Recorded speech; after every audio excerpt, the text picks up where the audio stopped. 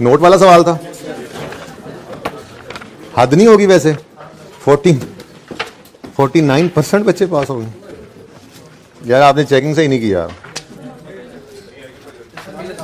मेहनत तुम लोग जो करते हो ना, पता है मुझे, मेहनत से। चलो जरा जिनको सजा देनी है उनको तो दे लें। शोएब नवाज किधर है? खड़े हो जाओ। आलम मुगल खड़े हो जाओ, जल्दी बैठे हैं। ये साथ हो जाए, साथ हो जाए। दूसरी रो से पीछे वाले सारे साथ होके बैठे। रोज कंडक्टर ना बनाया करें प्लीज। बेटा जल्दी करें। आसिम खान खड़े हो जाएं। अब्दुल अहद 17775 मुस्सिला किधर है? किधर है? बैठ जाएं आप।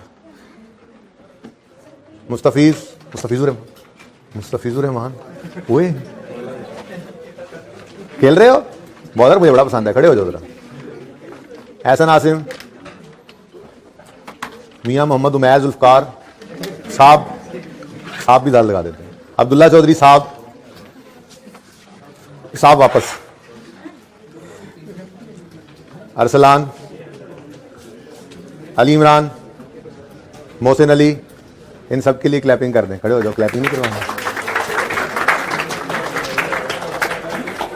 ओके, शोएब नवाज, आलम मुगल और आसिम खान, इनके 20 में से 19 नंबर है। Very good.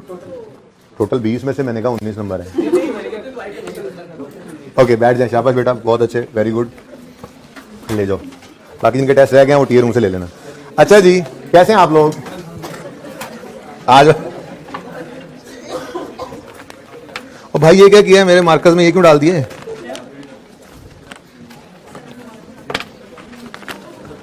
और फिर वही काम करना पड़ेगा। उधर से मेरे मार्कर्स आए हैं भाई, रूम 2 से मार्कर्स ले आए मेरे, वो वहीं रह गए हैं, इसमें रखने होते हैं। वही हैं ये, देख लो, मुझे नहीं लग रहा। ओके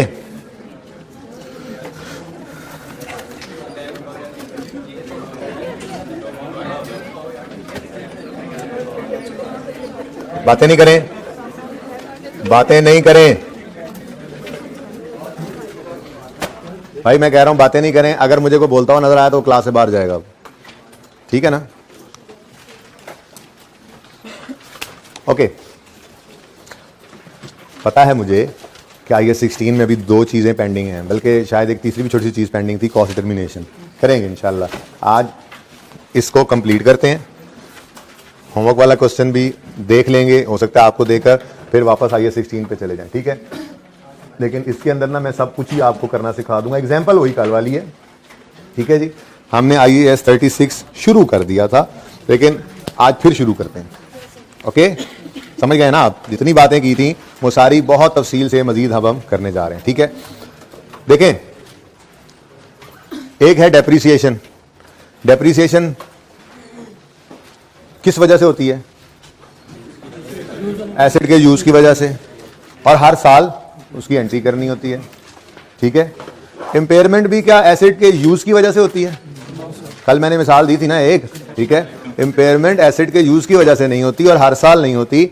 इंपेयरमेंट होती है किसी न किसी इंडिकेशन की वजह से। वो इंडिकेटर शायद मैं आज टाइम मिला तो पढ़ाऊंगा, ठीक है? नहीं तो वैसे आपको एक मिसाल दे दी, ये भी एक मिसाल इंडिकेटर में से एक इंडिकेटर बता दिया था कि हमारी डेवो बस रहीम यार खान चलती थी और वहां पे नई यूटोंग चल पड़ी। कंपेटिटर के आने से हमें ये शक पड़ गया कि हमारा जो एसेट हम सोचते थे कि भाई वो बड़ा जबरदस्त एसेट है हमारा, हम उससे अगले 3 साल मजीद 7 साल से यूज कर रहे थे ना, अगले 3 साल इससे, एग्जाम्पल इसी की बात कर रहा हूं, अगले 3 साल मजीद इससे फायदा हम उठा सकते हैं, ठीक है? तो सर ये बाद में कर लीजिएगा क्लास प्लीज, पॉज करें जरा। ओके क्या बात हो रही थी? हाँ, तो इम्पेयरमेंट जो है, ठीक है, इम्पेयरमेंट किसी एक इंडिकेशन की वजह से आई। हमने कहा जो 7 साल से ये एसेट इस्तेमाल कर रहे थे, अगले 3 साल इसको इस्तेमाल करके हमें इतना फायदा आएगा। अब वो नॉर्मल सर्कमस्टांसेस में हमारी ही गाड़ी रूट पे चल रही थी, हम ही थे सब कुछ, कि यूटोंग आ गई। अब हमें शक तो पड़ गया है कि अब वो वाली मौजें वेव्स नहीं रहनी, शक पड़ गया ना? इस शक को कहते हैं इंडिकेटर। क्या इंडिकेटर हो सकता है? Asset may have been impaired. Impair कब हो जाता है एसेट? जब हमारी किताबों में जितने पर वो नजर आ रहा है ना, उसकी औकात उससे भी नीचे चली जाए। अब ये बात सही नहीं है कि आपकी किताबों में एक एसेट जो है वो ₹30 का नजर आ रहा है, ठीक है, और दरअसल उसकी मैक्सिमम औकात जो है मिसाल के तौर पे ₹20 है, तो ये तो आप यूजर को मिसगाइड कर रहे हो कि नहीं? आप यूजर को तो सही इंफॉर्मेशन दे ही नहीं रहे। आपका एक एसेट है, वो मैंने कहा एसेट 2 तरह के फायदे दे सकता है आपको, या आज बेच दो या 3 साल इस्तेमाल करके उससे फायदा लो। इसमें से भी हाईएस्ट जो था ऑप्शन वो हमने पकड़ा, तो ये वही बात होगी ना, एसेट से आने वाला मैक्सिमम फायदा क्या है, ठीक है, वो रिकवरेबल अमाउंट कल कही थी, सारा काम दोबारा करते हैं। मकसद कहने का यह है कि एसेट की मैक्सिमम औकात हमने निकाली। अब अगर वो उसकी जो औकात थी वो हमारी बुक्स में आने वाली वैल्यू से भी कम है, तो इसका मतलब यह है कि एसेट की इतनी वैल्यू है ही नहीं जितनी हम किताबों में दिखा रहे हैं। देखो ना, ये इंपेयरमेंट इंडिकेटर आने पर यह मसला हुआ ना।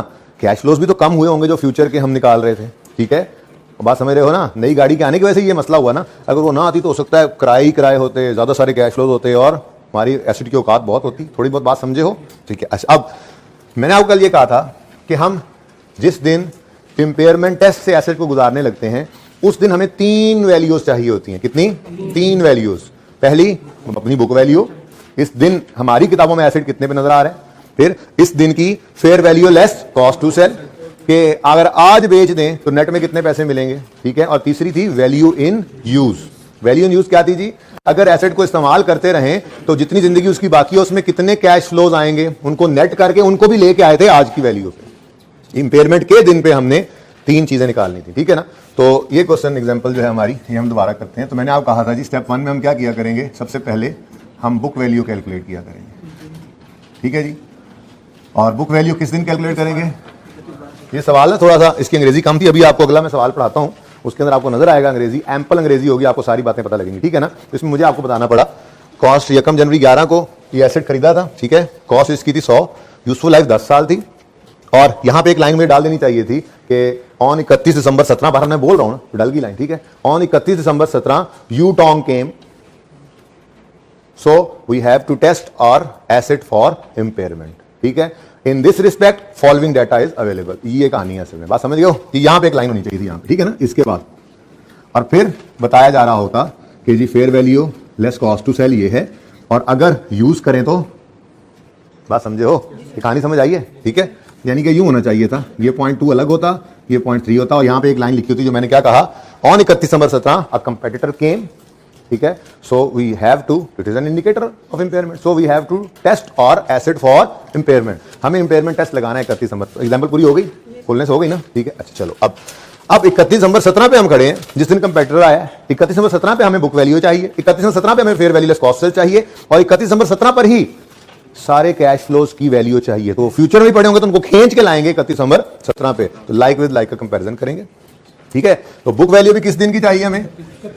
31 दिसंबर 17। उसके बाद यार जाओ, हायर बाद में लिखेंगे जी। उसके बाद हमें fair value less cost to sell, ये भी किस दिन की चाहिए? 31 दिसंबर 17 की, ठीक है। एंड में नजर आ रहा है भाई, 31 दिसंबर 17 मैंने लिखा, नजर आ रहा है एंड वालों? फेयर वैल्यू लेस कॉस्ट नजर आ रहा है, ओके ओके जी। और इसी दिन हमें वैल्यू इन यूज भी चाहिए, ये भी किस दिन की चाहिए? 31 दिसंबर 17। वैल्यू इन यूज क्या चीज थी? वैल्यू इन यूज थी present value of future net cash flows. Net में इनफ्लोज भी हो सकते हैं, आउटफ्लोज भी, जैसे इनफ्लोज ही होंगे नॉर्मली, ठीक है ना। एसेट चला के फायदा जाहिर है, चलाने का तभी सोचा होगा कि कुछ ना कुछ पैसे इनफ्लो ज्यादा हो। ये थोड़ी है कि किराया पेट्रोल से कम हो, तनख्वाहें दें कंडक्टर को, ड्राइवर को, पेट्रोल डलवाएं और पता लगे कि जी हमें कमाया 100 रुपया और लग गया 200 रुपया, फिर तो बात ही कोई नहीं ना। नॉर्मली नेट कैश फ्लोज है, नेट इनफ्लोज ही होते हैं, ठीक है ना। बहरहाल जो भी होंगे सवाल में गिवन हम देख लिया करेंगे, ठीक है। तो वैल्यू इन यूज क्या है? प्रेजेंट वैल्यू, पीवी लिख दो, पीवी प्रेजेंट वैल्यू बोल दिया, जिसने लिखना पूरा लिख ले। Present value of future net cash flow, CFS लिख दिया मैंने, ठीक है ना, ताकि ये आपको डेफिनेशन भी मिल जाए। वैल्यू इन यूज की डेफिनेशन है ये, ठीक है। वैल्यू यूज क्या होती है? Present value of future net cash flows, ठीक है। अब हमें ये 3 चीजें चाहिए होंगी। ये 3 चीजें हम खुद भी निकालनी पड़ सकती हैं, हमें पर्चे में गिवन भी हो सकती हैं, ठीक है। रेडीली गिवन होंगी तो फिर तो 30 सेकंड का काम है इंपेयरमेंट टेस्ट लगाना, ठीक है। और अगर नहीं होंगी तो फिर 30 सेकंड को 10-12 दफा कर लो फिर भी हो जाएगा, यानी 5-6 मिनट में फिर भी हो जाना है सवाल, ठीक है। ओके, बुक वैल्यू 31 दिसंबर 17 पे हमें चाहिए, ठीक है। अब हमारा एसेट खरीदा गया था यकम जनवरी 11 पे 100 रुपए का, ये इसकी हो गई कॉस्ट। क्या अलग से वर्किंग करें यार, स्ट्रेट लाइन खामोश हो सवाल तो स्ट्रेट लाइन मेथड होता है, फटाफट कर लेते हैं, ठीक है ना। ऐसे खाम खामे थोड़े वर्किंग 1 वर्किंग 2 वर्किंग 7600 वर्किंग्स की हुई हैं, जब छोटी सी वर्किंग इधर ही कर दो, टाइम बचाओ, ठीक है। कॉस्ट में से अक्यूमुलेटेड ऑप्शन माइनस करेंगे तो बुक वैल्यू आ जाएगी। अच्छा, कॉस्ट में से कब तक की अकोमोडेशन माइनस करनी है, 31 दिसंबर 17 तक, ठीक है। अब हमने एसेट खरीदा था यकम जनवरी 11 को, यूजफुल लाइफ थी उसकी 10 साल, तो 100/10 अगर रेजिडुअल वैल्यू होती तो माइनस करते उसको, ठीक है ना। 100/10 10 रुपए 1 साल की डेप्रिसिएशन हो गई, ठीक है। अब 11, 12, 13, 14, 15, 16, 17 के भी एंड तक लाना है इसको, ठीक है ना। 31 दिसंबर 17 तक कितने साल चल गया, 7, तो फिर डेप्रिसिएशन कितनी बनेगी 70, तो बुक वैल्यू कितनी बनेगी 30। अब ये काम यहां पे कर लेना है, कॉस्ट में से माइनस करना है एक्यूमुलेटेड। अब एक्यूमुलेशन निकालनी है तो 1 साल की डेप्रिसिएशन निकालो, depreciation of 1 year into life past till 31 December 17, ठीक है। इसका आंसर आएगा 70। एक्यूमुलेशन कितनी आएगी 70, 100 में से 70 माइनस होगा तो बाकी 30, ये आ गई हमारे पास बुक वैल्यू। अच्छा, ये रुपीज में मैंने लिखा हुआ सवाल एग्जांपल दिया क्लास में, जैसे बन रही 100 रुपया 200 रुपये ऐसे, ठीक है ना। वरना रुपीज इन मिलियन होता तो यहाँ पे लिख देते, 1000 होता तो यहाँ पे लिख देते, ठीक है ना। आपने नहीं पसंद आ रहा 30 तो आप मिलियन जेन में बना लोगे, 30 मिलियन है, ओके। अच्छा, यहाँ तक कोई मसला नहीं। Next step, fair value less cost to sell चाहिए 31 दिसंबर 17 की, और वैल्यू इन यूज भी चाहिए 31 दिसंबर 17 की। अब fair value less cost to sell यहीं ब्रैकेट में कर लेते हैं, मुश्किल काम ही नहीं है। देखो, फेयर वैल्यू 31 दिसंबर 17 की गिवन है 35 रुपए, कॉस्ट बताया था कल। फेयर वैल्यू मतलब पैसे कितने मिलने हैं, और वो पैसे लेने के लिए कुछ खर्चा करना पड़ जाए तो हम तो ये देखेंगे ना नेट में जेब में कितने आए, ठीक है। तो फेयर वैल्यू 31 दिसंबर 17 की 35, लेकिन ये फेयर वैल्यू लेने के लिए वो कमीशन दे दिया किसी सेलमैन को, या जाने का किराया दे दिया मंडी तक, भैंस को लेके गए थे, ठीक है। भैंस को लेके गए थे, बस को लेके गए थे, दोनों को लेके गए थे, ठीक है। अच्छा जी, बस में भैंस ले गए थे, ओके। तो fair value less cost to sell 35 minus 7, fair value 35 minus 7 cost to sell 28 is the fair value less cost to sell. Okay, अब वैल्यू इन यूज जो है इसके लिए हम एक छोटी सी वर्किंग कर लिया करेंगे, ठीक है। इस वर्किंग के कई तरीके हैं, ठीक है ना। तो मैं सारी फिलहाल कर देता हूं, पहली दफा कर रहे हैं ना काम, ठीक है। हम चले आ रहे थे पता नहीं यकम जनवरी 11 से, उसको छोड़ो, जो गुजर गया वो गुजर गया। हम इस वक्त खड़े हैं 31 दिसंबर 17 पे, कंसर्न इस दिन है हमें, ठीक है। इसी दिन की हमने बुक वैल्यू निकाली है, ऐसे ही है 31 दिसंबर 17। इसी दिन हमने फेयर वैल्यू भी ली है, ठीक है। लेकिन जो इस एसेट ने अब दूसरा किस्म का, एक तो है आज ही बिक के फायदा दे दे फेयर वैल्यू कॉस्ट सेल, दूसरा फायदा इस्तेमाल करके उससे पैसे कमाएं। अब वो इस्तेमाल करके पैसे को इकट्ठे आज तो नहीं मिल जाने, ठीक है। वो तो इस्तेमाल होगा ओवर द ईयर्स, तो पैसे भी ओवर द ईयर्स आएंगे। अब इसकी लाइफ कितनी बाकी है, 3 साल इसकी जिंदगी बाकी है। तो ये टाइम लाइन पर्चे में नहीं बनाया करेंगे, हमें वैसे ही पता चल जाया करेगा, एक्सपर्ट हो जाएंगे ना इंशाल्लाह तब तक, ओके।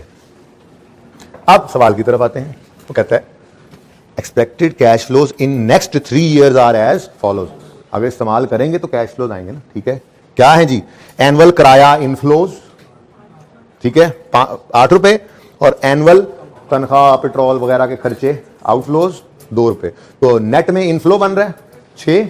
अच्छा, सवाल खामोश हो तो हमेशा ही अज्यूम क्या करते हैं, या बड़े होकर बीएफडी में पढ़ेंगे, अगर सवाल खामोश हो तो हम कैश फ्लो को ईयर एंड पे अज्यूम करते हैं, ठीक है ना। और सारे साल आते रहोगा किराया, रोज रोज रोज रोज आता है, रोज रोज ले नहीं ना सकते, फिर कैलकुलेशन में हमें साल के एंड पे अज्यूम करना पड़ता है, ठीक है।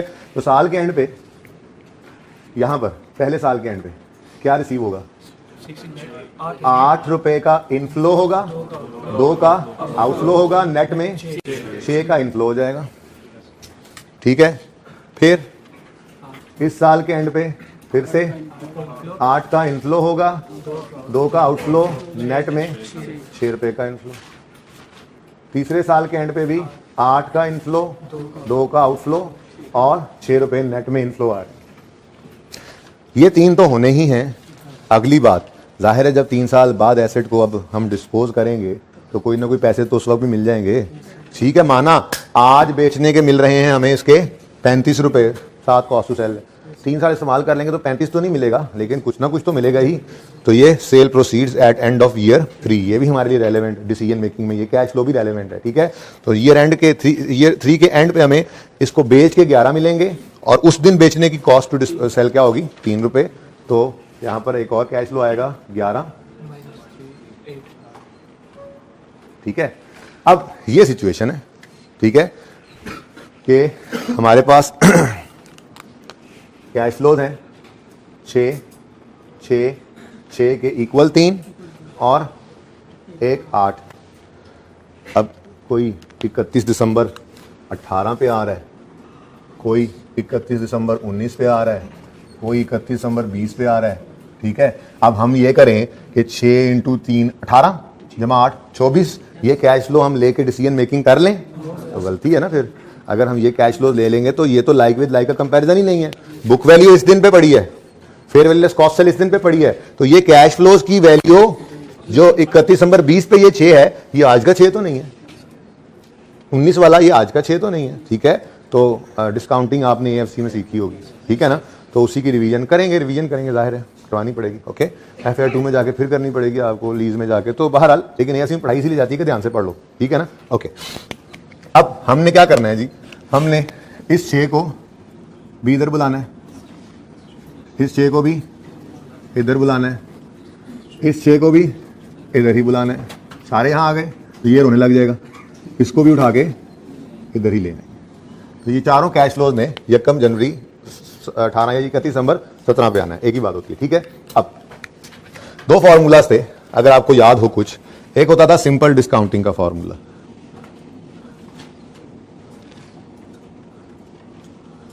सिंपल डिस्काउंटिंग का फॉर्मूला हम क्या रखते थे जी, फ्यूचर वैल्यू को मल्टीप्लाई करते थे 1 प्लस आई या आर आप कहते थे, हम मैं आई लिख रहा हूं, ठीक है। आई मतलब rate, raise to power minus n, n means साल ना कहा करो इसको, एन कहा करो नंबर ऑफ 6 कितने आ रहे हैं, ये बताऊंगा भी एनविटी। चलो फिलहाल सिंपल डिस्काउंटिंग, हाँ कितने अरसे बाद है, ठीक है। फिर भी आप यही देखा करो कि ये कितने साल, अगर रेट एनुअल है तो कितने साल दूर पड़ा है। अगर रेट कभी खुदा ना खास्ता सेमी एनुअल आ जाए इंस्टॉलमेंट मतलब कैश फ्लो, तो फिर बल्कि नहीं आएगा, ठीक है, चलने दो, ओके। ये क्या हो गई जी, सिंपल डिस्काउंटिंग। पहले ये यूज करके प्रेजेंट वैल्यू निकाल लेते हैं, ठीक है। वर्किंग 1 कहा था, चलो यहाँ पे वर्किंग 1 कर लेते हैं। वर्किंग 1 क्या निकालने लगे हैं जी हम, वैल्यू इन यूज, यानी present value of future net cash flows, ठीक है। इस 6 को हमने बुलाना है इधर, हमने कहना है 6 आ जाओ इधर। रेट कितना सवाल में गिवन था, रेट 10% था, ठीक है। बात ही निकल के और तरह से लिखी, अच्छा भला हम पेयर में समझ रहे थे, बीच में ये डिस्काउंटिंग आ गई, चलो कोई बात नहीं। 10% है तो 1 प्लस 10% 1.1 हो सकता है, रेज टू पावर। ये कितने साल वापस बुलाना है, 1 साल, ठीक है। प्लस ये 6 इसको बुलाएंगे तो जरा जोर की आवाज देनी पड़ेगी क्योंकि ये 2 साल दूर पड़ा है, ठीक है। इसको बुलाना पड़ा तो बंदा भेजना पड़ेगा क्योंकि ये 3 साल दूर पड़ा है। और ये रोने वाला जो है इसको भी कहेंगे ना रो, तुझे भी ले आते हैं, आजा आजा, इस सिंपल डिस्काउंटिंग वाले फॉर्मूले की पे सवार हो जा और इधर आजा। किधर आजा, 31 दिसंबर 17 पे आजा भाई, ठीक है। तो कैलकुलेटर से आंसर बताओ, एग्जैक्ट 21, चलो अब एग्जैक्ट, बट ठीक है, अब 21 एग्जैक्ट है, ठीक हो गया। ये क्या थी जी, सिंपल डिस्काउंटिंग, समझ में आती है। अच्छा, एक एनविटी भी होता था। एनविटी का फॉर्मूला लगता था तब जब कैश फ्लोज सेम होते थे और इंटरवल भी सेम होता था। कुछ कुछ यादें ताजा हो रही हैं एफसी की, ठीक है, इसलिए आपको पढ़ाई जाती है एफसी में, ये फाइनेंस का पोर्शन होता है, ध्यान ही नहीं देते हैं जी। अब क्या करेंगे हम देखो ना, मुश्किल सवाल, लेंथी सवाल हो, ठीक है, और कैश फ्लो ये 10 आ रहे हो तो हर एक को ऐसे करने से तो बहुत टाइम लग जाएगा ना। तो उसके लिए फिर एनविटी का फॉर्मूला है, अगर यूं स्टार लगा के आप ना लिख लेंगे, मैं स्टार लगा दिया, मैं लिखवा देता हूं बाद में, ठीक है ना। पहले एनविटी का फॉर्मूला लिख लें कि फ्यूचर वैल्यू को आप 1 minus 1 plus I raise to power minus n, ये माइनस एन है, माइनस एन लिख लूं पहले, माइनस एन फिर भी जी डिवाइडेड बाय आई, जिसको आप आर कहते थे, एक ही बात होती है, ठीक है जी। तो प्रेजेंट वैल्यू निकालनी है, सिंपल डिस्काउंटिंग का फॉर्मूला ये है, प्रेजेंट वैल्यू निकालनी है और एनविटी का फॉर्मूला ये है। तो या तो ऐसे निकाल लो एनविटी वैल्यू इन यूज, या जो तो हो मल्टीपल कैश फ्लोज, ज्यादा सारे हों, एक जैसे हों, इंटरवल सेम हो, उन पे लगा दो एनविटी का फॉर्मूला। तो किस पे लग सकता है, ये 6 के जो 3 कैश फ्लोज हैं इन पे एनविटी का फॉर्मूला लग सकता है। तो 6 into 1 minus 1.1 raise to power, यहां पे साल नहीं कहना, मैं वैसे किसी चीज की तैयारी करा रहा हूं आपको, यहां पे तो साल कह के भी सही है, लेकिन आप ये याद रखना यहां पर आपने n हमेशा कैसे एनालिटिक फॉर्मूला में लेना है, कितने नंबर ऑफ 6 आ रहे हैं, ठीक है ना। हालांकि आपके लिए शायद FAR में जरूरत ही ना पड़े, आपको ये साल से हटे नहीं पड़ेगी जरूरत, ठीक है, लेकिन चलो फिर जिंदगी में कभी काम आ जाएगा। एनविटी के फॉर्मूला में ये जो n है ना, n, इसको आपने नंबर ऑफ ईयर्स कभी नहीं कहना, ये नंबर ऑफ इंस्टॉलमेंट्स है। क्या है जी? इंस्टॉलमेंट्स कह लें या नंबर ऑफ कैश फ्लोस, मतलब नंबर ऑफ 6, ठीक है ना, ये याद रहेगी बात। एनविटी के फॉर्मूला में n क्या लोगे? नंबर ऑफ 6, ओके, सही है ना। ये अपने पास लिखना हो तो लिख लेना। अच्छा, -3 इत्तेफाक से साल ही था वो, ओवर 0.1, ठीक है जी। लेकिन इससे तो ये 6 आ गए इधर, रो रहा है बेचारा, रो रहा है, उसका कुछ नहीं करना। वो कहेगा तो मैं एनविटी वाली बस में भेज दिया उन तीनों को इकट्ठा ही एक ही बस में। अच्छा, अलग अलग सबको भेज रहे थे तो मुझे भी, अब तो मुझे अच्छा भी नहीं लग रहा, उन तीनों को तुमने इकट्ठा भेज दिया, चलो भेज तो दो मुझे भी। हाँ चल आजा आजा आजा, तू भी आजा। लेकिन ये बेचारा अकेला है तो इसको, इनको बस पे भेज दिया, इसको स्पेशल हमने कार करा के भेजा, ठीक है ना, सही हो गया। आंसर बता दो। फिर 21 आ गया, तो और का मतलब ही यही होता है, पंजाबी वाला और नहीं है, जरा और करी। अच्छा ओके जी, 21 क्या है जी? वैल्यू इन यूज, मतलब कि एसेट को अगर हम इस्तेमाल करें तो इस्तेमाल से हमें कितना फायदा देगा? 21। थोड़ी देर के लिए भूल जाओ ये भी कोई चीज थी, थोड़ी देर के लिए। अच्छा, अब एक आम मैंगो, हाँ मैंगो बिजनेसमैन जो है, मैंगो बिजनेसमैन, सिर्फ मैंगो मैन ना हो, मैंगो बिजनेसमैन हो, और उसके सामने डिसीजन करने के लिए आ जाए कि जी आप अगर एसेट को आज बेचते हैं तो 28 रुपए मिलेंगे, और अगर 3 साल चलाकर उसको बेचते हैं तो 21 मिलेंगे, तो उसके लिए आपके ख्याल में क्या बेहतर वो महसूस करेगा? ठीक है, तो इसको कहते हैं मैक्सिमम औकात। क्या कहते हैं जी? इन दोनों में से जो हायर है वो एसेट की है मैक्सिमम एसेट। हम इसको कैसे हमारे पास पड़ा है, पॉसिबली 2 फायदे दे सकता था, बिक के या इस्तेमाल होके। जितना मर्जी जोर लगा लो, इस एसेट से आपको 28 से ज्यादा नहीं मिलने वाला। ये बात समझ आ गई है? तो इसको कहते हैं रिकवरेबल अमाउंट। क्या जी? Recoverable amount. रिकवरेबल अमाउंट होती है higher of number 1 fair value less cost to sell, number 2 value in use. तो बेसिकली ना इधर देखो, ये जो रिकवरेबल अमाउंट है, ये यहां नहीं, सॉरी, ये जरा ये वाला रास्ता इधर से, ये हवाई जहाज से, ये रिकवरेबल अमाउंट। ओके, सही है। रिकवरेबल अमाउंट कैसे निकला करेगी? Higher of fair value less cost to sell और वैल्यू इन यूज, ठीक है ना। अच्छा, अगली बात, इस रिकवरेबल अमाउंट को कंपेयर करेंगे हम बुक वैल्यू से, ठीक है ना। तो 2 स्टेप्स में वर्किंग हो जाया करेगी। एक में आप रिकवरेबल अमाउंट निकाला करोगे, जब वो रिकवरेबल अमाउंट निकल आएगी तो उसे कंपेयर करोगे किससे? बुक वैल्यू से। तो हमारी बुक वैल्यू कितनी थी? 30। अब एक एसेट जिससे जो मर्जी एड़ी चोटी का जोर लगा लो आप, मैक्सिमम क्या रिकवर कर सकते हो? 28 रुपए। किताबों में आपकी वो नजर आ रहा है 30 पे, तो ओवरस्टेटेड नहीं है ना? ओवरस्टेटेड। तो आप तो यूजर को धोखा दे रहे हो।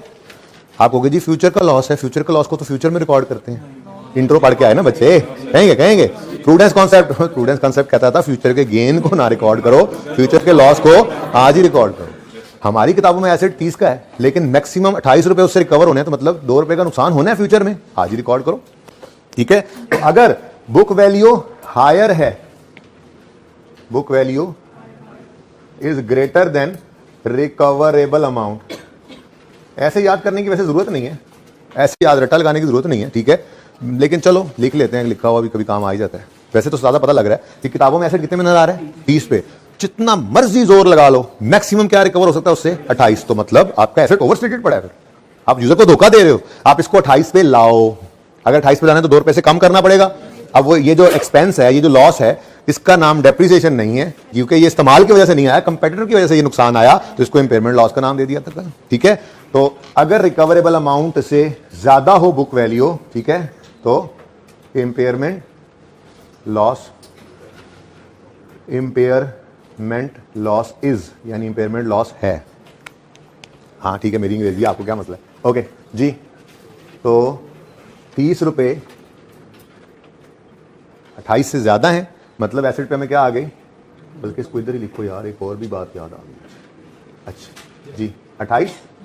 ओके, तो जी बताएं ₹2 का क्या हो गया नुकसान फ्यूचर का होगा। आप जिद कर सकते हैं, लेकिन प्रूडेंस ने भी कहा था फ्यूचर के नुकसान को भी आज ही रिकॉर्ड कर लो। तो रिकवरेबल अमाउंट कम है बुक वैल्यू से, तो asset is said to be impaired, तो इम्पेयरमेंट लॉस आ गया।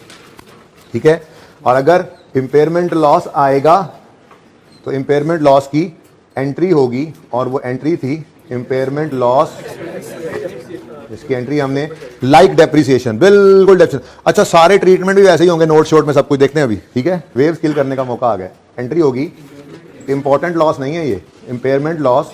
आपका दिल नहीं कर रहा था सिर्फ लॉस लिखने से, तो एक्सपेंस लिख के तसल्ली कर लो। Impairment loss debit, accumulated impairment loss credit ₹2।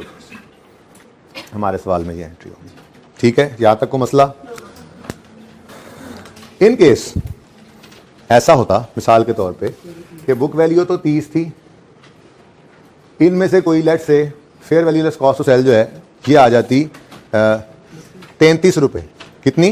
जरा मैं सवाल थोड़ा सा चेंज कर रहा हूँ, ठीक है ना। ये 28 की बजाय क्या हो जाती 33। अब 33 और 21 में से ऐसे अज्यूम कर रहा हूँ, सवाल असल नहीं छेड़ा इसलिए, ठीक है ना। 33 और 21 में से क्या हायर होता? 33 और 21 में से क्या हायर होता? 21। या अल्लाह जी, पाकिस्तान ना जितने होता ना कर। ओके जी, 33 और 21 में से क्या हायर? तो फिर रिकवरेबल अमाउंट क्या आ जाती? 33। अब क्या करते? 3 का गेन, फ्यूचर का गेन तो आज रिकॉर्ड। तो either there is impairment loss or there is no impairment loss, there is no concept of impairment gain. या तो इंपेयरमेंट लॉस होता है या इंपेयरमेंट लॉस नहीं होता, इंपेयरमेंट गेन का कोई तस्वर नहीं है। Reversal of previously booked loss देख लूंगा मैं, आके अपने को क्वेश्चन रखा है नहीं रखा इस दफा, तो वो रिवर्सल की बात को फिलहाल साइड पे रखो, समझो कि रिवर्सल हमारे सिलेबस में नहीं है। ठीक है, आई थिंक नहीं है, पर मैं देख लूंगा, शायद चेंज हुआ है ना, एक दफा तसल्ली कर लूंगा। ओके, सही है ना। तो फिलहाल तक तो इतनी सी बात है कि इंपेयरमेंट लॉस या तो आता है या नहीं आता। ये ना कहना कि अगर बुक वैल्यू ज्यादा है रिकवरेबल अमाउंट से तो इंपेयरमेंट लॉस है, और अगर बुक वैल्यू कम है रिकवरेबल अमाउंट से तो इंपेयरमेंट गेन होगा। इंपेयरमेंट गेन का कोई चक्कर नहीं है। तो दूसरा रूल क्या बन जाएगा फिर? अगर बुक वैल्यू हमारी रिकवरेबल अमाउंट से कम है तो मतलब हमारा एसेट औकात के अंदर है। ठीक है, तो क्या करो? कुछ भी ना करो, नो इंपेयरमेंट लॉस और नो जर्नल एंट्री। ओके, ये बात समझ गए हो? ले जी, इंपेयरमेंट खत्म होगी। तब भी नहीं है भाई इंपेयर, तब भी औकात में है। ₹0 की एंट्री कर लेना। किसने पूछा इक्वल? हाँ भाई, 0 की एंट्री कर लेना। ठीक, कमाल करते हो यार। यार मैं तुम्हें पसंद ही नहीं आ रहा यार, ऐसे ना करो यार। तो तस्वीर में लेना नहीं चाहते यार, बस ठीक है यार। जल्दी से नोट करो, फिर नोट, जल्दी से नोट करो फिर नोट करें, नोट बनाएं इसका।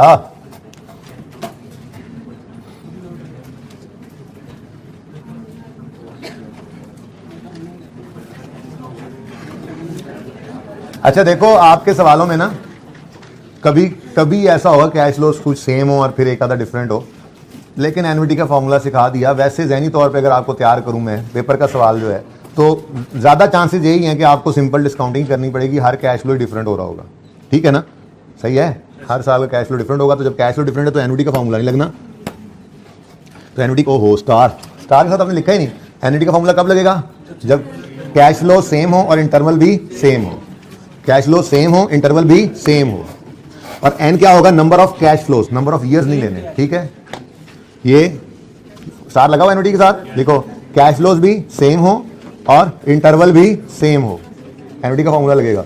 और एन के साथ दूसरा स्टार लगा के लिखो सेम, नाले वाला सेम नहीं, सेम मतलब एक जैसा। ठीक है, एन के साथ स्टार लगा के लिखो नंबर ऑफ कैश फ्लोज। ठीक है, इनको नंबर ऑफ ईयर्स नहीं लेना।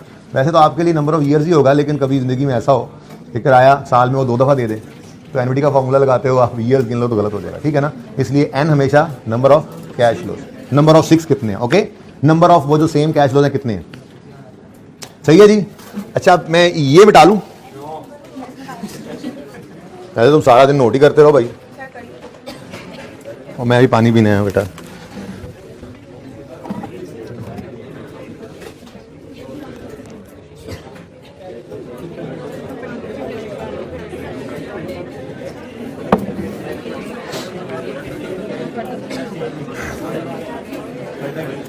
इस तरह किधर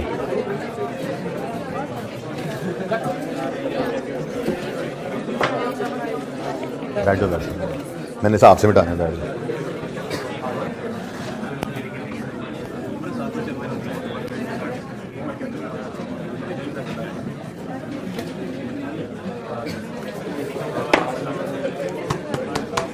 प्लीज,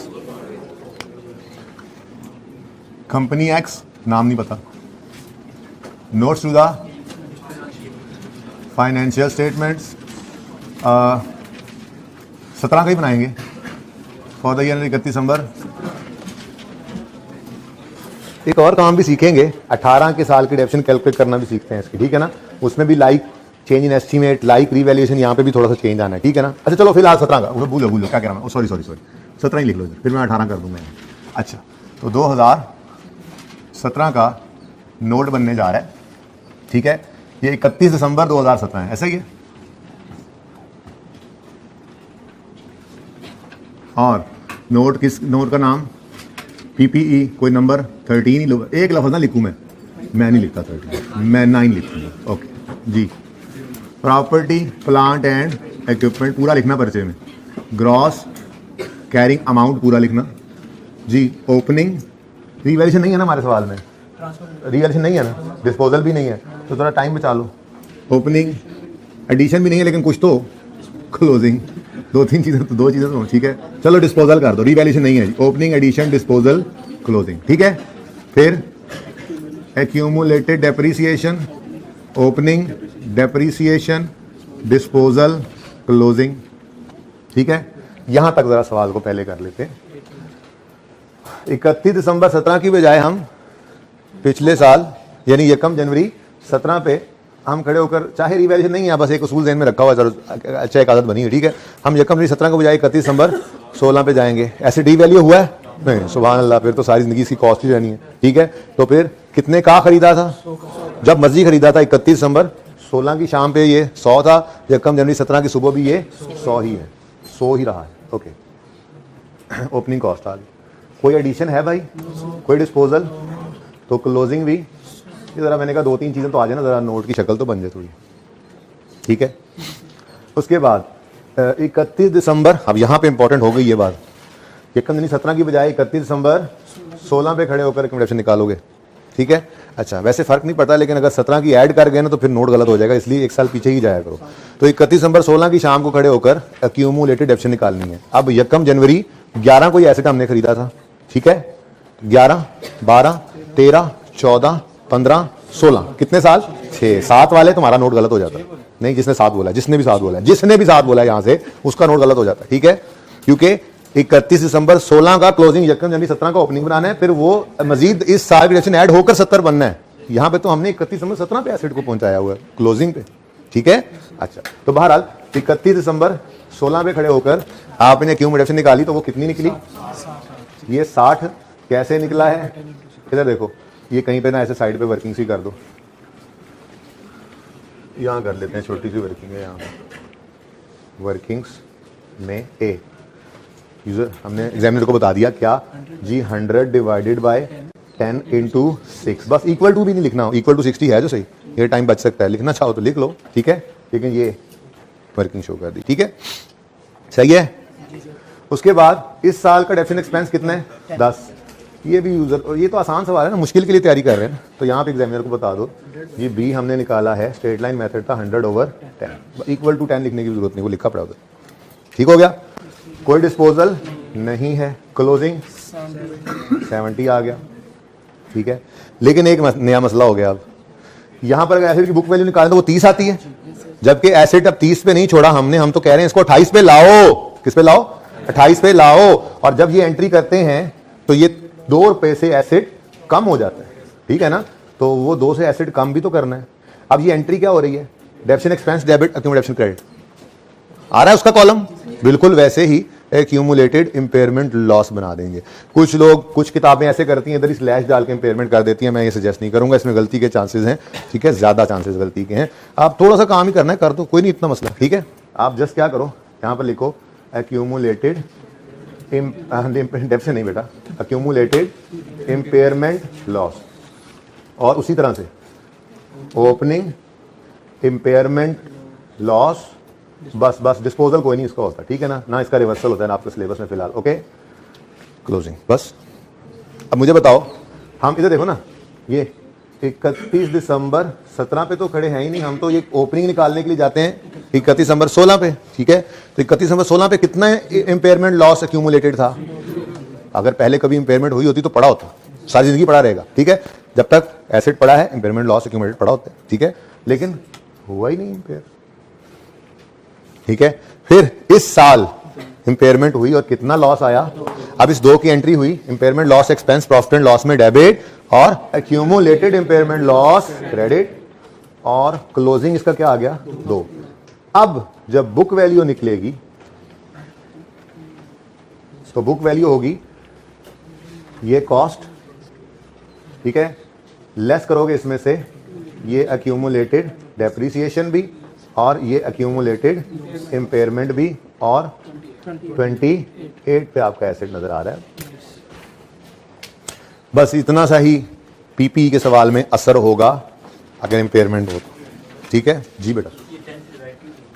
ये depreciation expense for the year निकाला है ना, depreciation expense for the year 17 के साल में तो अभी इंपेयर नहीं ना हुआ। 17 का साल तो डेफिसिट नॉर्मली होगा ना, 31/17 पे आके फिर इंपेयर हुआ। अब आगे की बात तो मैंने अभी 18 की तो की ही नहीं, वो तो अब करने लगो, ठीक है। ये लॉस वाला क्यों बना रहे थे? ये भी तो एक लॉस है। नहीं, ये क्यों बना रहे होते थे? ये भी तो एक लॉस है ना बेटा। ये क्यों बना रहे थे? एसेट की वैल्यू में कमी है, ड्यू टू यूज है, ड्यू टू कंपेटिटर, ठीक है। बिल्कुल ट्रीटमेंट सेम है, फर्क सिर्फ क्या है, ये हर साल होगी, बगैर किसी इंडिकेटर की होगी, इस्तेमाल की वजह से होगी।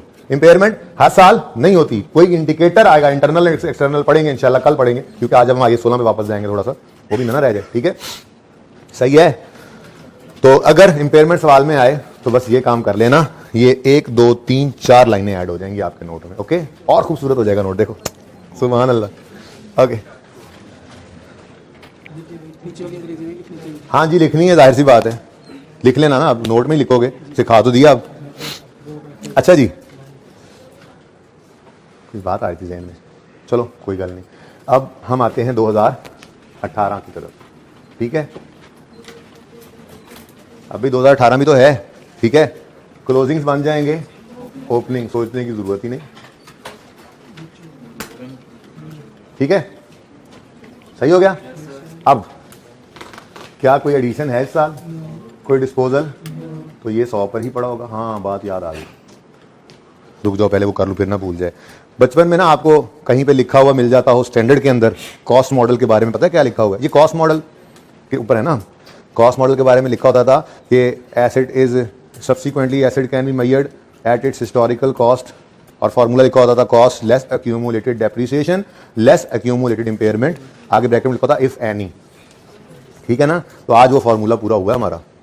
अगर नहीं लिखा होता था तो इस वजह से नहीं लिखा होता था कि आप लोगों को ये पढ़ाया नहीं गया होता, तो किताबों में से गायब कर दिया जाता था। अब जहां पे भी आप देखेंगे ना कॉस्ट मॉडल की बुक वैल्यू, तो बुक वैल्यू के अंदर आपका फॉर्मूला, बुक वैल्यू का टोटल क्या होगा? Cost less accumulated depreciation less accumulated impairment loss, लेकिन उसके साथ ब्रैकेट में लिखा होगा इफ एनी। डेप्रिसिएशन तो लाजमी है अगर एसेट यूज हुआ है, तो इंपेयरमेंट लाजमी नहीं है, हो भी सकती है नहीं भी हो सकती, ठीक है, ये बात याद आई। अच्छा वापस आओ, हाँ जी, इस साल की डेप्रिसिएशन निकालनी है, ठीक है। सी, इधर देखो सी, हाँ भाई, जिस दिन एस्टीमेट में चेंज आया था उस दिन हमने क्या किया था? बोलो जरा याद करके, डेप्रिसिएशन निकालते हुए फॉर्मूला क्या हो गया था?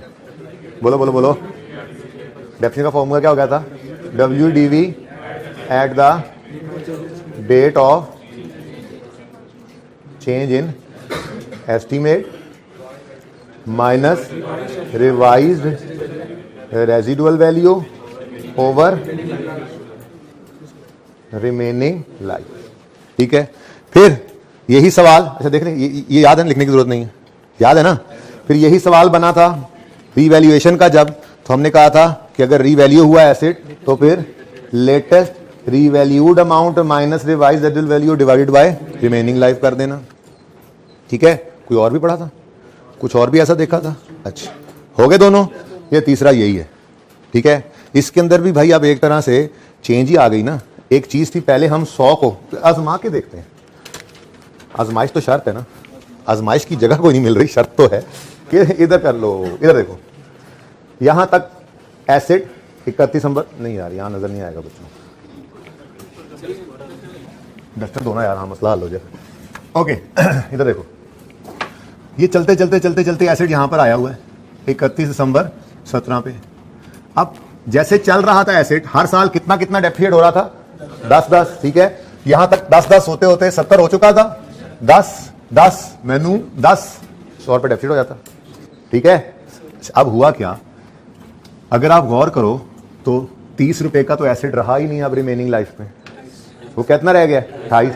अगर आप वही डेप्रिसिएशन का फॉर्मूला चलाई गए तो फिर तो ये 30 रुपए डेप्रिशिएट हो जाएगा, तो नेगेटिव एसिड बन जाएगा। एसिड पड़ा ही कितने का अब 28 का, बात समझे हो। इसका मतलब अब आप ये डेप्रिसिएशन नहीं ले सकते, अब आपको फॉर्मूला चेंज करना पड़ेगा, ठीक है।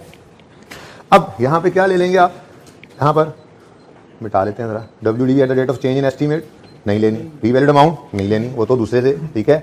यहां पे एसिड हुआ है इंपेयर, एसिड की बुक वैल्यू थी 30, इंपेयर होके हो गई 28, तो इसको कहा जाता है रिवाइज्ड बुक वैल्यू, ठीक है। या यूं कह लो बुक वैल्यू आफ्टर इंपेयरमेंट। क्या चीज जी, बुक वैल्यू आफ्टर, मैं लिखूंगा रिवाइज्ड बुक वैल्यू लिख, चलो WDV after impairment, after impairment loss, क्योंकि अगर लॉस ना आए तो फिर तो एसिड अपनी जगह पे रहता है ना, सही है। अब ये फॉर्मूला बन गया डेप्रिसिएशन का, ठीक है। तो ये देखो सी में हम वर्किंग करने आए थे, हाँ भाई किसको किसको 28 को, रेजल्ट वैल्यू कोई नहीं है, कोई नहीं है। रिमेनिंग लाइफ कितनी है 3, 9.3 करोगे तो 3 साल में ये 28 डेप्रिशिएट होगा। ये बात समझ गए, किसको ये बात समझ नहीं आई, खबरदार किसी ने हाथ खड़ा किया तो। समझ आ गई भाई सबको, अच्छा मजाक से हट गए, समझ आ गई, मुश्किल बात थी जरा। ये क्या होता है, okay 9.3 depreciation expense for the year, 9.3 see working में हमने, ये सी इसके लिए, अच्छा ओके। उसके बाद कोई डिस्पोजल नहीं है, क्लोजिंग हो गया 79.3, कोई इंपेयरमेंट लॉस इस दफा नहीं आया तो ये 2 ही रहेगा। अब समझो जरा, 2 साल में ना पिक्चर भी क्लियर हो जाती है ज्यादा, ठीक है जी। एसिड 100 पे ही है, इसमें से माइनस होगा 79.3 और फिर माइनस करोगे 18.7 इसकी बुक वैल्यू है, तो भाई 18. ये अगर नोट के सवाल में इंपेयरमेंट लेकर आएगा ना तो मैक्सिमम यही हो सकता है अब जो आपके सामने कहानी है, ठीक है। एक साल में इंपेयर हो और अगले साल में डेप्रिसिएशन आए, अब वो भी पता, ठीक है। बाकी ये जितनी कॉम्प्लेक्स होती जाए, ये सॉरी वो वैल्यू इन यूज की कैलकुलेशन हो सकती है कॉम्प्लेक्स, कुछ चीजों में परेशान कर सकता है, fair value less cost to sell में कुछ 3-4 चीजें दे दे, ठीक है ना। तो अब 2 चीजें मेन हैं जो थ्योरेटिकली हम डिस्कस करेंगे और उनकी प्रैक्टिकल इंप्लीकेशन बहुत ज्यादा है। एक चीज होगी, सुन लो, आज करनी नहीं लेकिन सुन तो लो, एक चीज होगी कि फेयर वैल्यू तो फेयर वैल्यू ही होती है, कॉस्ट टू सेल में कौन कौन सी चीजें आ सकती हैं। अब सवाल क्या करेगा, सवाल फेयर वैल्यू देगा और कॉस्ट टू सेल में 3-4 चीजें दे देगा, 2 गलत होंगी 2 सही होंगी, सही वाली निकाल के लिखनी पड़ेगी, समझे। ऐसे ही ये देखना, एक बात ये हम सीखेंगे। दूसरी बात, वैल्यू इन यूज में फ्यूचर कैश फ्लो लेते हैं, इनफ्लोज और आउटफ्लोज, बोलो कौन से कैश फ्लो लेने हैं कौन से नहीं लेने। सवाल के अंदर देगा 20 कैश फ्लोज लेने होंगे, 13-14 कैश फ्लोज जिनको इग्नोर करना है उनको इग्नोर करना आता हो, ये 2 चीजें सिर्फ रह गई हैं कॉन्सेप्चुअली इसके अंदर। और स्टैंडर्ड इतना सही था बस जी, 36 है इतना सही, लेकिन अभी इसके ऊपर हम इंडिकेटर से बात करेंगे और थोड़ा ये जो चीजें छोटी मोटी ये भी निकल जाए, ठीक है। बात समझ आई है, लेकिन नोट के अंदर इसकी इंप्लीकेशन मैक्सिमम इतनी ही है। और नोट का सवाल आए तो नॉर्मली इंपेयरमेंट में बहुत नहीं उलझाता, अभी तक नहीं उलझाया, अभी तक वो क्या करता है IS 23 को ज्यादा इन्वॉल्व कर रहा है। लेकिन आप खुद सोचो कि एक अच्छे लेवल का सवाल इंपेयरमेंट का भी बना सकता है, वो बहुत ज्यादा डिटेल से इंपेयरमेंट का काम करवा ले, इंपेयरमेंट टेस्ट लगाने के लिए वैल्यू इन यूज नॉर्मली करता नहीं है ऐसे, लेकिन कर भी तो सकता है, तो वो उसकी तैयारी भी हम कर लेंगे, ठीक है ना। तो नोट की इंप्लीकेशन आपने देख ली, ले रहा ये बात। अच्छा, अब आपका होमवर्क में जो सवाल है इसमें हमने क्या किया जी, impairment loss if any, yes था, हमने कैलकुलेट किया, बोलो इंपेयरमेंट लॉस कैलकुलेट किया हमने, पीपी का नोट बनाया 17 का, आगे हमने 18 का भी बना लिया और 18 की डेप्रिसिएशन कैलकुलेट की है, वो भी हमने कर लिया ना भाई, तो ये सी रिक्वायरमेंट, अच्छा वाह वाह, सी रिक्वायरमेंट देखो, मैंने सी रिक्वायरमेंट की है इधर देखो, इत्तेफाक ही हुआ वैसे, ठीक है ना। सी रिक्वायरमेंट क्या थी, डेप्थ से निकालनी है 18 की, लेकिन मैंने कहा बस 18 की डेप्रिसिएशन ही तो होती है 18 में, तो अगले साल का नोट भी बना के देख लो भाई, सही है। अच्छा आज वाले सवाल का देखें, होमवर्क वाले को, डेवो आ गई, Daewoo bus has 2 buses, following information is available for the purpose of impairment testing. The remaining useful life of both buses is expected to be 3 years standing on 31 December 12। The fair values and WDVs of buses on 31 December 12 were as follows. हर चीज तो given है, ये cost, ये तो आ गई ना, remaining life उसने बता दी, ये भी खुद निकाल के दे दी उसने, ठीक है। कॉस्ट, एक्यूमुलेशन, बुक वैल्यू, सब गिवन है, सब गिवन है सवाल में, ठीक है। सिर्फ ये काम दोबारा करना है कि ये 3 स्टेप्स आपको आते हो, बुक वैल्यू निकालेंगे, फिर रिकवरेबल अमाउंट निकालने के लिए 2 चीजें निकालेंगे, फिर less cost of value in use, उनमें से जो हायर होगा वो रिकवरेबल अमाउंट। अब रिकवरेबल अमाउंट को बुक वैल्यू से कंपेयर करोगे, अगर बुक वैल्यू कम है तो मतलब आप सही हो, औकात में है, और अगर ज्यादा एसेट ज्यादा नजर आ रहा है, उसकी औकात ही कम है, मैक्सिमम रिकवरी ही उससे कम आ रही है, तो यूजर को धोखा मत दो, अपने एसेट को नीचे ले आओ, ठीक है। यानी एसेट ऊपर की तरफ नहीं जा सकता, रिकवरेबल अमाउंट अगर ज्यादा है तो फिर एसेट ऊपर ले जाना पड़ेगा ना, तो बोलो वो नहीं करना हमने, एसेट नीचे तो आ सकता है, ऊपर नहीं जा सकता, सही है, ओके। अच्छा उसके बाद ये 31 दिसंबर 12 पे बुक वैल्यू आ गई, और 31 दिसंबर 12 पे fair value less cost to sell, इसका नाम मुश्किल वाला स्टैंडर्ड जो यूज करता है, इंक्रीमेंटल सेलिंग कॉस्ट। ये ऐसे ही है जैसे एक शेर है, क्या मतलब, शेर वो नहीं धाड़ने वाला, ठीक है, शेर सुनाने वाला, क्या ये डिस्पोजल ना होता तो ये कॉस्ट भी ना होती। इंक्रीमेंटल सेलिंग कॉस्ट का मतलब क्या है, अगर ये डिस्पोजल ना होता तो ये कॉस्ट भी ना होती, या यूं कहें शेयर बनाना है तो ये कॉस्ट ना होती अगर डिस्पोजल ना होता, इसलिए इसको कहते हैं इंक्रीमेंटल सेलिंग कॉस्ट इस डिस्पोजल की। अच्छा एनीवेज आगे बढ़ो, आगे कहता है expected cash flows from each bus in next 3 साल्स आर एज फॉलोज।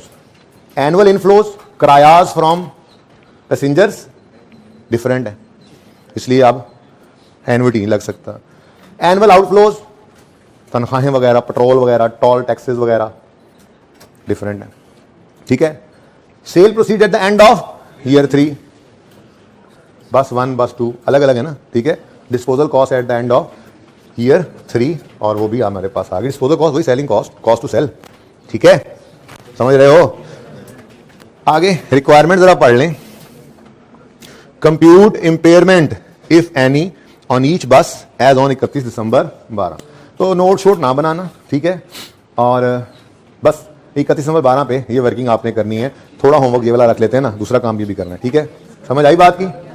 अच्छा अभी तो देखो ये पॉइंट 4 को समझ लो, करना क्या है जी, इसमें सिर्फ इंपेयरमेंट लॉस निकालना है, यानी कि वो जो हमने सबसे पहला काम सीखा है, उसके बाद कोई नोट शोट नहीं बनाना आपने, अगले साल की कोई डेप्शन नहीं निकालनी, ठीक है। सवाल मुकम्मल नहीं है, फिर वैसे चीजें जो है ना वो समझना है आपको, शायद कोई चीज रह गई हो, ठीक है ना, मुझे पता नहीं है, मैंने उस हिसाब से देखा नहीं, ये ना कोई चीज मिसिंग, आप परेशान हो, ये तो हो नहीं रहा, ठीक है, तो बस इंपेयरमेंट लॉस निकालना। अच्छा अगली बात, पूरे सवाल के अंदर आपको पॉइंट 4 में मसला आएगा। पॉइंट 4 क्या है, प्रेजेंट वैल्यू फैक्टर। हाँ अच्छा AFC में पढ़ के आए हैं बच्चे, चलो आप पढ़ने तो दो। प्री टैक्स पोस्ट टैक्स पहले बता देता हूँ, लेकिन वो पहले ये पढ़ लो। Present value factor based on a discount factor of 10% for year 1, 2 and 3 is 0.909, 0.826 and 0.751। ये क्या है, 10% लगाओ ना अगर, तो ये जो हमने किया था ना, ओहो हमने क्या किया था, हमने इधर से कैश फ्लो को बुलाया था, भाई आ जाओ, हमने कहा था 1.1 रेज टू पावर -1 से मल्टीप्लाई करो इसको। फिर जब इसको लाए थे हमने कहा था भाई आ जाओ, और इसको -2 किया था। इस वाले को कहा था भाई आ जाओ, ज्यादा आगे ना जाओ, और इंटू 1.1 रेज टू पावर -3। तो यहां पे जो कैश फ्लो लगता था उसके साथ ये फ्रैक्शन लगाया था, जरा कैलकुलेटर निकालो और जल्दी से लिखो 1.1, सिर्फ 1.1 रेज टू पावर -1, 0.909 आ रहा है। तो उन्होंने ये काम कहा आप मत करो, हमने फैक्टर ही निकाल के दे दिया। आगे चलो 1.1 रेज टू पावर -2 करो, 0.826 आ रहा है, सही है। आगे देखो 0.1 रेज टू पावर -3, तो वो डिस्काउंट फैक्टर्स बेसिकली इसने निकाल के दे दिए थे। आपने क्या करना है, जब ऐसे आपके कैश फ्लोज 1 2 3 4 ऐसे करके आपने ऐड कर दिए 2 साल के या 3 साल के, अब जब यहां पे एक फिगर आई हुई है तो उस पर डायरेक्ट वो 9.909 लगाओगे तो प्रेजेंट वैल्यू आ जाएगी, 0.826 लगाओगे, ठीक है, सही है, कर लोगे ना सवाल।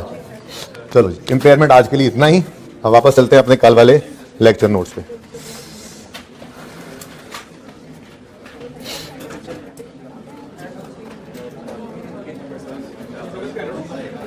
हाँ ये अभी बना नहीं है कंप्लीट।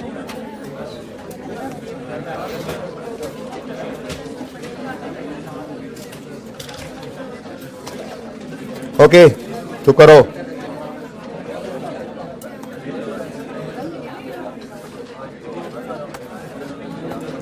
ओके हमारा प्लीज फेवरेट हैंड आउट निकल आया जी। हमारे को आप लोगों को एक बार फिर आपकी खिदमत में हैंड आउट पेश किया जाता है। इसमें अभी दो मेन काम रहते हैं, एक एंशिएंट वाटर और दूसरा, मैंने एग्जांपल का नाम बोला, एंशिएंट वाटर कॉन्सेप्ट नहीं है। एक एंशिएंट वाटर वाली एग्जांपल है और दूसरी रोड इंटरनेशनल वाली। अच्छा रोड इंटरनेशनल वाली एग्जांपल ना जरा ज़्यादा आसान है, मुझे ज़्यादा पसंद है। एंशिएंट वाटर वाली एग्जांपल तो पहले आज वो कर लेते हैं, रोड इंटरनेशनल कल कर लेंगे, ठीक है? तैयार हैं? कहाँ तैयार हैं? आपके दोस्त ने ये मिटाया तो है नहीं अभी तक। एक मिनट बैठ कर, कोई नोट तो नहीं कर रहा? किसी ने फोटो बनाना है? मिटा दे भाई। ओके एक मिनट बैठ जाए, बैठ जाए, शक्लें बना रहे हैं। हाँ क्या निकला है वैसे?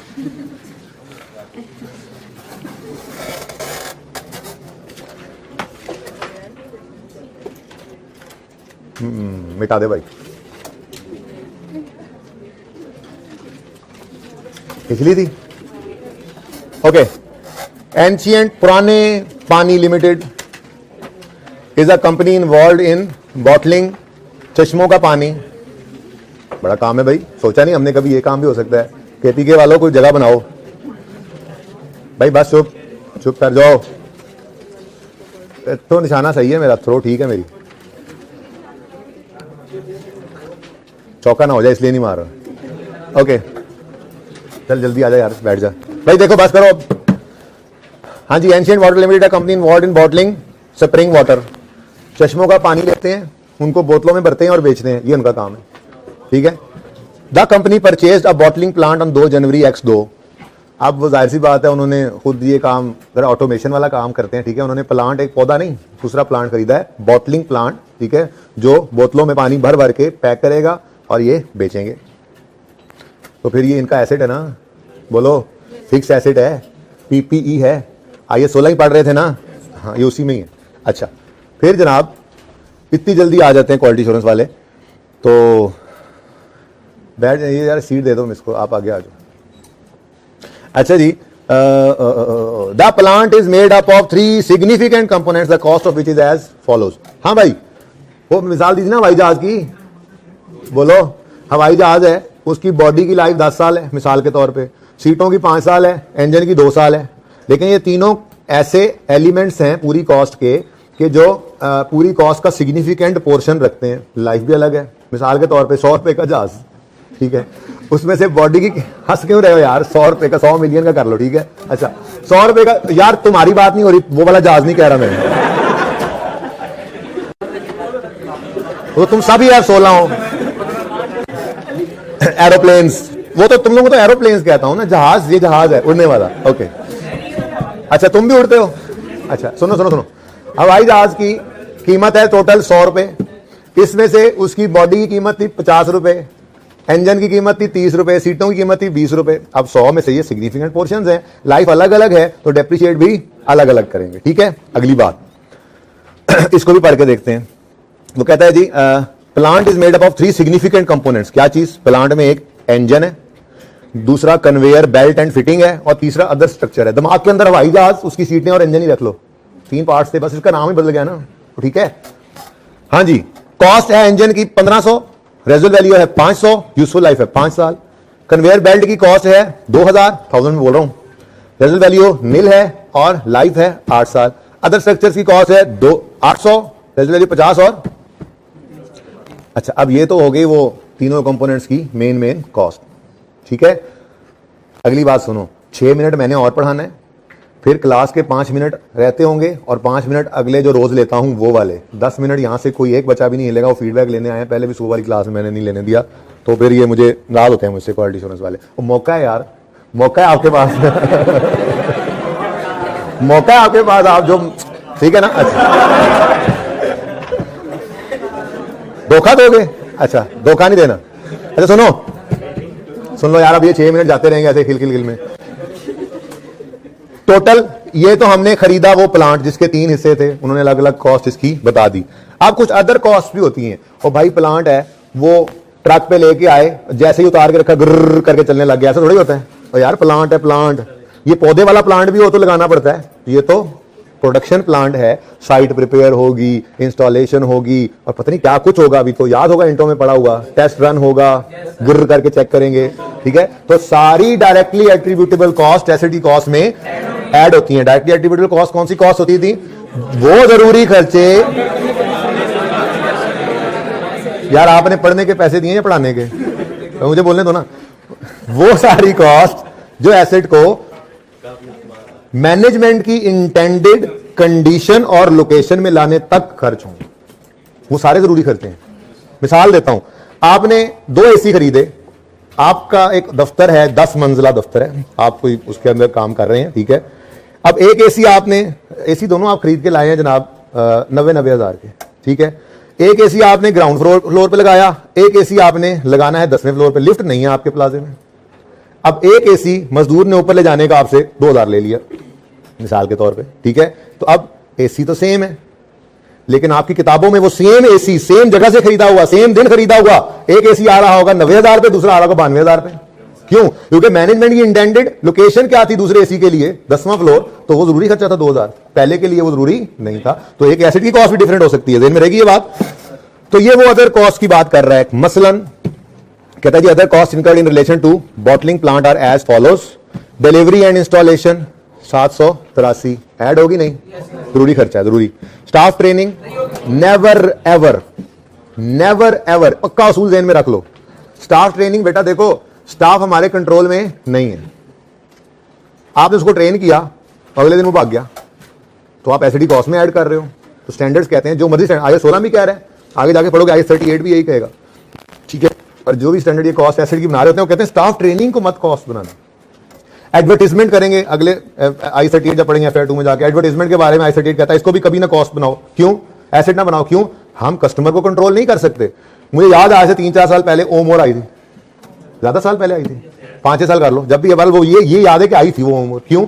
इतनी हैवी एडवर्टीजमेंट की थी उन्होंने कि जिधर बंदा जाता था ओमोर, वो मोड़ से मुड़ने लगे ओमोर, दुकान पे गए ओमोर, हर तरफ ओमोर। लेकिन क्या दुकान पे जाते हुए आप में से कितने को, मेरे ख्याल में 100 में से कोई 10 बंदों ने कहा यार चेक कर लेते हैं, वरना बाकी 90 ने कहा नहीं वो ही ठीक है। तो आप कस्टमर को कंट्रोल नहीं कर सकते, एडवर्टाइजमेंट जितनी मर्जी कर लें, ठीक है, फायदा होगा, लेकिन आप उसको एसेट नहीं बनाएंगे, एक्सपेंस। ऐसे ही स्टाफ ट्रेनिंग, भाई एसेट चल ही नहीं सकता स्टाफ ट्रेनिंग के बगैर। थोड़ी सी बात इसमें कर लेंगे फिर किसी वक्त, ठीक है ना भाई। आपने उसको ट्रेन किया, वो भाग गया, फिर आप एम्प्लॉय को कंट्रोल नहीं कर सकते। कोई बच्चा यहां से बैठा हुआ कोई ऐसा उठ के एतराज करे, सर हम बॉन्ड साइन करवा लेंगे उससे कि तुम अगर 5 साल से पहले छोड़ के गए तो तुम्हें इतनी पेनल्टी देनी पड़ेगी। तो ठीक है, वो जाते हुए कहेगा ये पकड़ो पेनल्टी में जा रहा हूं, you can not stop him, ठीक है। तो आप जब स्टाफ को रोक नहीं सकते तो उसकी कॉस्ट को आप एसेट कभी नहीं बनाओगे। स्टाफ ट्रेनिंग को कभी भी आपने एसेट की कॉस्ट में शामिल नहीं करना। Clear? Okay. Test run, yes yes yes बिल्कुल। लॉन्च पार्टी, प्लांट चल गया बेहतरीन, अब आपने एक ओपनिंग सेरेमनी रखी, लोगों का कहा आइए और मुफ्त में खाना खाइए, ठीक है, और साथ में ये बोतलें भी मुफ्त में मिलेंगी आपको इस दफा, अगली बार पैसों की मिलेंगी, ठीक है। आपने जो खाना शाना अरेंज किया एसडी कॉस्ट में ऐड नहीं कर देना, ठीक है। ये क्या है? एक्सपेंस है, एडवर्टाइजमेंट है, समझो। फ्यूचर ऑपरेटिंग लॉसेज, ऑपरेशन से आने वाले लॉसेज तो कतन कभी भी एसडी कॉस्ट में। ऑपरेशन आने वाले लॉसेज क्या है? आपने नए अभी लॉन्च किया अपनी बोतलों को, अभी आपके खर्चे ज्यादा हैं, लेकिन बोतलें अभी इतनी बिकी नहीं फिलहाल। शुरू में आप हो, इनिशियली आप ऑपरेट करना शुरू किया तो लॉस आ गया, यानी आपने सेल की मिसाल के तौर पे 100 रुपए की और आपकी कॉस्ट ऑफ सेल ही बन गई थी या बाकी एक्सपेंसेस डाल के आपको लॉस आ गया। इनिशियली आपने ऑपरेट किया तो आपको क्या आ गया? लॉस। एसेट का कसूर है? बोलो, क्या एसेट को काबिल इस्तेमाल हालत में लाने के लिए इनिशियल ऑपरेटिंग लॉस करवाना जरूरी था? तो इनिशियल ऑपरेटिंग लॉसेज भी एसेट कॉस्ट में कभी ऐड नहीं करने। तो फिर पहले 3 की एंट्री होगी एसेट डेबिट कैश क्रेडिट, और अगले 2 की एंट्री होगी launch sorry delivery and installation की एंट्री होगी asset debit cash credit, staff training की एंट्री होगी एक्सपेंस डेबिट कैश क्रेडिट, फिर टेस्ट रन की एंट्री होगी एसेट डेबिट कैश, यानी एसेट कॉस्ट में ऐड हो रहे हैं, फिर लॉन्च पार्टी और फ्यूचर ऑपरेटिंग लॉसेस ये एक्सपेंस है, ये एसेट कॉस्ट में शामिल। Next other information. अच्छा अब एक मसला होगा, डिलीवरी एंड इंस्टॉलेशन उन्होंने ये नहीं बताया कि डिलीवरी तो कट, इंस्टॉलेशन डिलीवरी तो कट ही बता दी उन्होंने, कंपोनेंट्स 3 है। अब या तो सवाल बेसिस बताएगा, अगर सवाल बेसिस ना बताए तो हम इक्वली बांट देंगे, ठीक है ना। 783 को डिवाइड बाय 3 करेंगे और हर एक की कॉस्ट, क्योंकि भाई तीनों की इंस्टॉलेशन कॉस्ट पड़नी चाहिए ना, डिलीवरी तीनों की ही, वो तीनों ही अब ट्रॉले पे आए थे, तीनों को किराया पड़ना चाहिए, एक पार्ट को क्यों डालें, समझ रहे हो बात। तो देख लेते हैं। The plant was available for use in production on यकम फरवरी, all the production began on यकम मार्च। इंट्रो का कॉन्सेप्ट, अवेलेबल फॉर यूज कब था प्लांट, यकम फरवरी को। आपकी सुस्ती है, यकम मार्च को आपने उसको शुरू किया इस्तेमाल करना, आप यकम फरवरी से कर देते तो यकम फरवरी से डेप्रिसिएशन स्टार्ट होगी, ठीक है। एसेट अवेलेबल फॉर यूज हो गया तो डेप्रिसिएशन स्टार्ट कर दो। Plant was temporarily idle during October, किस वजह से, छुट्टियों की वजह से। ये भी इंट्रो का कॉन्सेप्ट है। अगर एसेट किसी वजह से, इंट्रो कॉन्सेप्ट क्या है कि बता तो रहा हूं, परेशान ना हुआ करो, बता भी तो रहा हूं साथ, उधर भी ऐसे ही बताया जाता है। अगर एसेट किसी वजह से आइडल पड़ा हुआ है, स्ट्राइक कर दी मजदूरों ने, हड़ताल हो गई, हालात खराब हो गए, रॉ मटेरियल नहीं मिल रहा, किसी वजह से भी प्लांट आपका बंद रहा है, तो जितना अरसा बंद रहा है उसकी डेप्रिसिएशन बंद नहीं होगी, एसेट वैल्यू लूज करता रहेगा, चाहे बंद कर दो, ठीक है। तो ये महीने की डेप्रिसिएशन नहीं रोकनी। कंपनी यूजेस सीधी लकीर वाला मेथड। ऑल, अच्छा बता दिया उसने, all other cost are considered to be incurred evenly between the, शुक्र है, यानी कि हम उसको डिवाइड बाय 3 करके ऐड कर देंगे। रिक्वायरमेंट है, show all related journal entries relating to bottling plant, expense वाली एंट्रीज ना करना, सिर्फ बॉटलिंग प्लांट से रिलेटेड एंट्रीज कर देना 2002 और 2003 की। इसके लिए आपको पहले कॉस्ट निकालनी पड़ेगी, उसमें डायरेक्ट एट्रीब्यूटेबल कॉस्ट ऐड करनी पड़ेगी, उसकी डेप्रिसिएशन निकालनी पड़ेगी, ये सारी वर्किंग्स में आप करेंगे। अब ये सवाल का सोल्यूशन मैंने नहीं रखा, रखने लगा था बीच में, ठीक है ना, था बुक में मौजूद था लेकिन फिलहाल नहीं है। अब आपके होमवर्क में 2 सवाल हो गए, एक तो डाइवो बसों वाला, आप मानना शुरू कर दें भाई, डाइवो बसों वाला, और दूसरा ये क्वेश्चन, ठीक है, एंशिएंट वाटर। ठीक है जी, आज के लिए इतना ही, अल्लाह हाफ़िज़।